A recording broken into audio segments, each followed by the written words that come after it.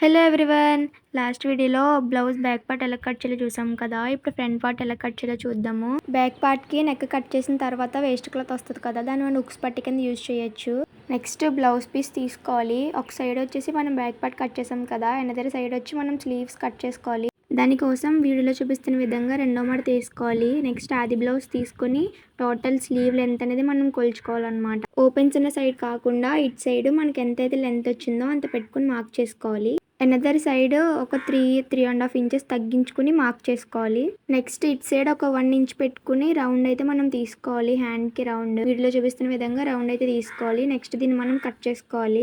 Cut చేసుకున్న తర్వాత middle లోకి వచ్చేసరికి ఒక నాట్ లా పెట్టుకోవాలి.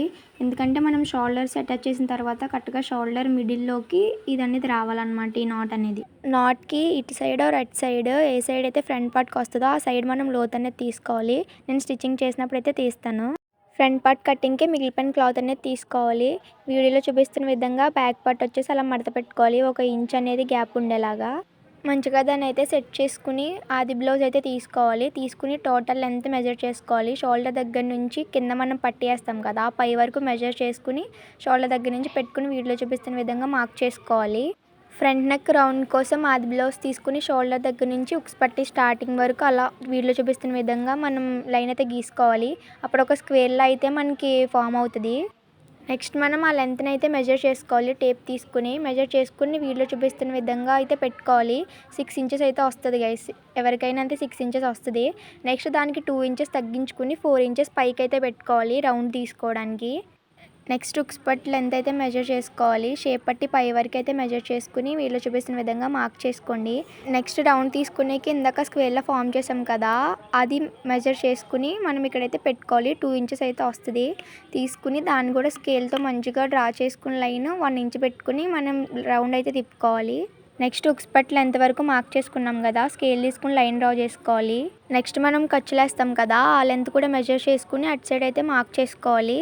మనం మెజర్మెంట్స్ ప్రకారం మార్క్ చేసుకునే విధంగా మొత్తం అయితే లైన్ అయితే డ్రా చేసుకోవాలి. వీడియోలో చూపిస్తున్న విధంగా మొత్తం లైన్ డ్రా చేసుకోండి. బ్యాక్ పార్ట్కి బాడీ లూజ్ తర్వాత ఒక నాట్ అయితే పెట్టాం, గుర్తుందా? సేమ్ ఇక్కడే ఫ్రంట్ పార్ట్ కూడా ఆ నాట్ పెట్టుకుని మనం మంచిగా అయితే కట్ చేసుకోవాలి మార్క్ చేసుకునే విధంగా. ఇందాక మనం స్లీవ్స్కి ఎలా అయితే లోతు తీసుకున్నామో ఫ్రంట్ పార్ట్ కూడా అలానే లోతు తీసుకోవాలి. లైనింగ్ బ్లౌజ్ అయితే ఫ్రంట్ బ్యాక్ కూడా హ్యాండ్స్కి లోతు అనేది తీసుకోవాలి. ఇది నార్మలే కాబట్టి తీసుకుంటే సరిపోద్ది. మనం ఇందాక మార్క్ చేసాం కదా, అక్కడైతే చిన్నగా ఇట్లా కట్ చేసుకోండి. చేతులు అతికిన తర్వాత ఫస్ట్ కుట్ అనేది అక్కడ పడాలి. నెక్స్ట్ షేప్ పట్టి కోసం వేస్ట్ క్లాత్ని అయితే తీసుకుంటాము. నెక్స్ట్ దానికి ఆది బ్లౌజ్ తీసుకుని మొత్తం షేప్ పట్టి ఎంత లెంత్ అయితే ఉందో అంత లెంత్ కొలుచుకుని మార్క్ చేసుకోవాలి.